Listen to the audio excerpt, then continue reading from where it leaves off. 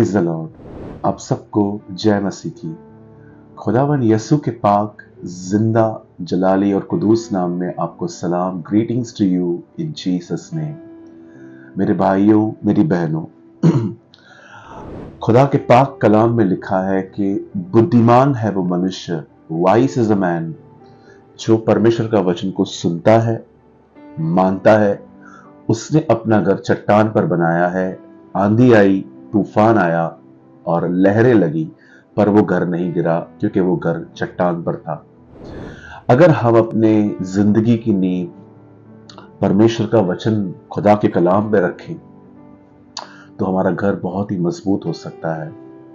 और आज मैं एक बार फिर से परमेश्वर के वचन को आपके साथ बांटूंगा, लेकिन मैं उससे पहले मैं आपको एक सूचना देना चाहता हूं, मैं आपको एक इंफॉर्मेशन देना चाहता हूं।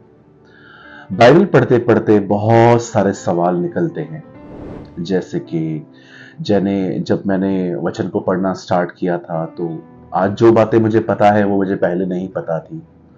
मैं बहुत कंफ्यूज रहता था कि नई दाखरस पुरानी मशकों में हम कैसे भर सकते हैं, और जब तक तुम एक बलवान पुरुष को बांध न लो तुम उसके घर को नहीं लूट सकते।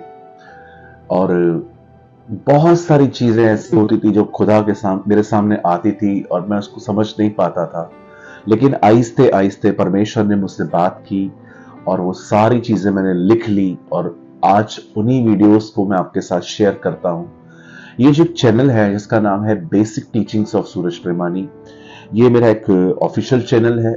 एक और चैनल है हमारा, और इस चैनल पर मैं स्पेशली उन लोगों के लिए वीडियोस डालता हूं जिनके अंदर सवाल है। प्रार्थना कैसे करनी चाहिए, वचन कैसे पढ़ना चाहिए, राइट चर्च क्या है, राइट लीडर क्या है, प्रभु बोझ कैसे ले, बपतिस्मा क्या है। इन तमाम बातों का उत्तर मैंने इस पूरे चैनल पर रखे हैं। ये अनुग्रह से हुआ है, ये परमेश्वर ने दया करी कि हम इसको कर पाए। मैं आपको भी कहना चाहता हूं कि अगर आपका कोई भी सवाल है तो आप इस चैनल पर जाइए और सारे वीडियोस को देखिए। बहुत सारे वीडियोस है, मोर देन 100, और एक एक वीडियो हर दिन देखिए और आपके बहुत सारे सवालों का आपको उत्तर मिलेगा। आज भी मैं उन लोगों से बात करना चाहता हूं जिनके अंदर ये सवाल है कि मेरा परिवार कैसे उद्धार पाएगा। आज मैं उनसे बात करना चाहता हूं। मेरे सामने, आपके सामने एक वर्ड है आपकी स्क्रीन पर, प्रेरितों के काम 16 अध्याय उसका 31 वचन। ये परमेश्वर की एक प्रतिज्ञा है। This is a promise of God. 16:31 उन्होंने कहा, प्रभु यीशु मसीह पर विश्वास कर तो तू और तेरा घराना उद्धार पाएगा। बाइबल कहती है पौलुस एक जगह पे गया और उसने एक बहन में से दुष्ट आत्मा निकाली जो भावी कहलाती थी। लोगों को फ्यूचर पढ़ के बताना, लोगों के हाथों को पढ़ना, जो कि एक डिमोनिक थिंग्स हैं। खुदा ने कभी भी अलाउ नहीं किया है कि एक इंसान फ्यूचर को जाने। जब हम जानने की कोशिश करते हैं, और शैतान ने भी अपने एजेंट्स बिठाए हैं जो हमारी जिंदगी को अलग अलग तरह से बातें करते हैं जो कि बिल्कुल सच नहीं होती। मेरे भाइयों, मेरी बहनों, एक लेडी में से पॉल ने एक डीमन निकाला जो झूठी भविष्यवाणियां करती थी, और जब उसके मालिकों को पता चला कि पौलुस ने उसमें से दुष्ट आत्मा निकाल दी है और हमारा बिजनेस खत्म हो गया, तब खुदा के कलाम में लिखा है उन्होंने पौल को पिटवाया और जेल में डाल दिया। जेल के अंदर आधी रात को पौल और सिलास परमेश्वर से प्रार्थना कर रहे थे, उसकी आराधना कर रहे थे और उसके लिए गा रहे थे। तब भूकंप आया और लिखा है सारे बंधन खुल गए। यह देखकर कि सारे कैदी शायद भाग गए होंगे, वहां के जेलर ने अपने आप को मारने की कोशिश की, लेकिन पौलुस ने वहां पर जाके एक बात कही कि अपने आप को कुछ मत कर, हम लोग यहीं पर हैं। पौलुस का ये बिहेवियर देखकर कि वो भाग सकता था फिर भी नहीं भागा, वो जेलर जो था, वो जो दरोगा था, वो शॉक्ड हो गया और उसने पौलुस से एक सवाल पूछा, उद्धार पाने के लिए मैं क्या करूं? तब पौलुस ने उससे कहा, प्रभु यीशु मसीह पर विश्वास कर तो तू और तेरा घराना उद्धार पाएगा। मैं आप में से हर एक को, जो मुझे इस समय देख रहे हैं, हो सकता है आपके परिवार में आप अकेले विश्वासी हैं, हो सकता है कि आपके घर में सब विश्वासी हैं लेकिन गंभीर सिर्फ आप हो। गंभीर का मतलब होता है खुदा को समझने की भूख और प्यास आप में है और किसी में नहीं है। वॉट एवर, जो भी आपकी तकलीफ है, हो सकता है कि आप अपने घर पे एक अकेले मसीह हो और कोई भी नहीं है, और आप दुआ करते हो कि प्रभु आप मेरे परिवार को बचाएं, आप मेरे परिवार का उद्धार करें, आप मेरे परिवार को नरक की आग में जाने से बचाएं। मैं आज आपको बताना चाहता हूं, अगर आपकी दुआ नहीं सुनी गई, आपका परिवार प्रभु में नहीं आया है, तो आज इस टीचिंग को बहुत ध्यान से सुनिए। आप याद रखिए, किसी भी व्यक्ति को परमेश्वर में लाने के लिए दो चीजें आपको करनी पड़ती हैं। इसके सिवा आप कुछ नहीं कर सकते। आप उसके बाद सिर्फ आप परमेश्वर पर निर्भर हो सकते हैं। पहली चीज, किसी भी व्यक्ति को जिसके लिए आप चाहते हो कि वो खुदा में आए, आपको सबसे पहले उसके लिए प्रेयर करनी चाहिए। कई लोग कहते हैं ब्रदर, बहुत कि कुछ लोगों ने ठान के रखा है कि वो नहीं आएंगे, या तो वो उन्होंने अपने मन को कठोर कर दिया है। जी, ये उनकी दिक्कत है। हम ये देखकर कि लोग मन में कठोर हैं, लोग नहीं सुन रहे हैं, हम लोगों को सुसमाचार बताना बंद नहीं कर सकते।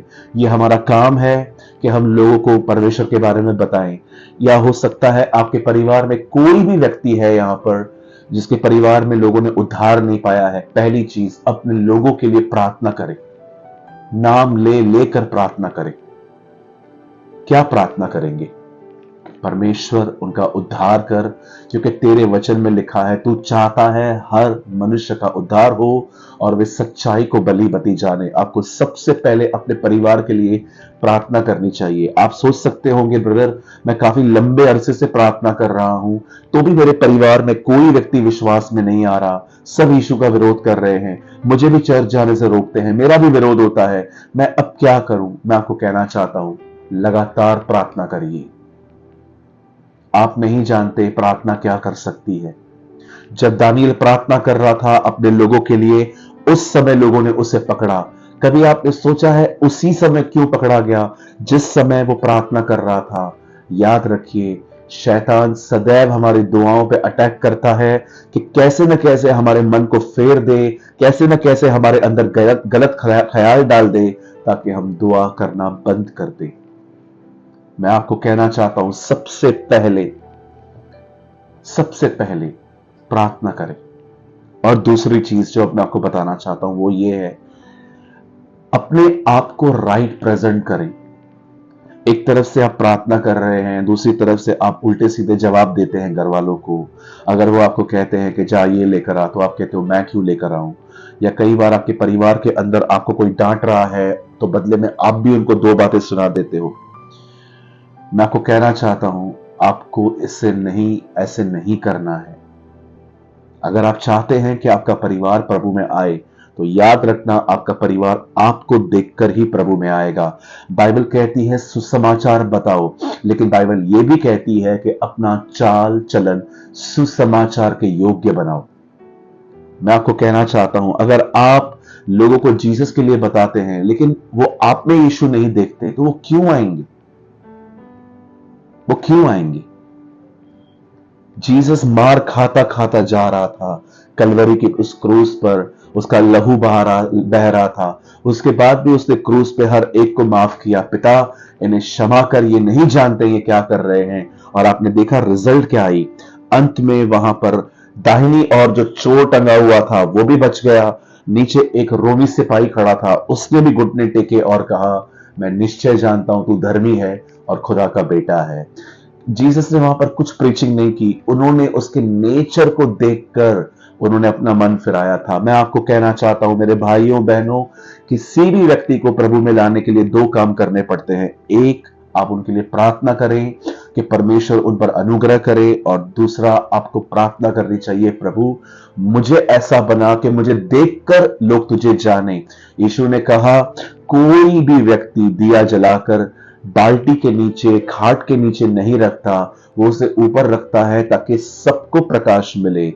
तुम्हारा उजियाला मनुष्यों के सामने ऐसे चमके कि वह तुम्हारे भले कामों को देखकर, तुम्हारी भली बातों को सुनकर नहीं, वो तुम्हारे भले कामों को देखकर उस परमेश्वर की महिमा करें जो स्वर्ग में है। आज मैं आपसे पूछना चाहता हूं, आपका परिवार में आपका बिहेवियर कैसा है? आप बार बार गुस्सा करते? आप क्षमा नहीं करते?